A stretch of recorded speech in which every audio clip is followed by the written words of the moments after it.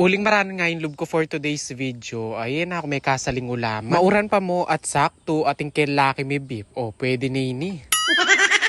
May nakit ko rin mapilang pirasong ebon kem basket. Kaya pinrito ko lang. Ala kasin tuyo pero nung atin mo ay the best partner la rin. So hi mga chiko, welcome back again to my mini vlog. Bali pa nga ba ko kasi ngayon aldo ngayon ni. Atin ako may kasaling pang ulamang kong almusal. Kaya naman nun nano na yung atsukayin yung basket. Iyan na mo. Total nga ako may purga ko kay manok ang pombabi, abangin ni magbaka tapa. Charot.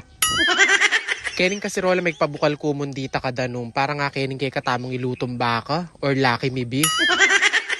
Bale niyang bubukal ni tandanom, legay ko na palay ni seasoning naning kay katamong laki mi. Ko balo no makanyang ko maglutong laki mi. Basta yako po tang magluto kong noodles makanyan una kay talaga yung seasoning. Bangkanta malasa yung malasa. Tapos po tang bubukal na yung bubukal, ilagay mo na itang noodles. At dahil nga dakal laretang kay katamong ebon, maglagay ko rin pala mapilang piraso kay ning noodles tamo. Kalagay ko kayong ebon pe bukalang kyambagya kay batpit da ko na yung api. Bangkanta lumabsay tang noodles. Ay no ko ko talaga buriken noodles itang bala mo lelot ni. Buri ko ita sakto ya luto. Luto na ining kay katawang baka kaya naman proceed ta na kayong piprito tang ebon. May glagay ko mundi ta kataba kay ning kawali kay batsin yang kuno rin ng 3 pirasong ebon. Bahala na kayo nung nanong klaseng prito yung gawan nyo karening ebon ning mahalaga lutuya. Kay batrang may luto ba? Syempre, tara mangantanag. Simple mong almusal for today's video.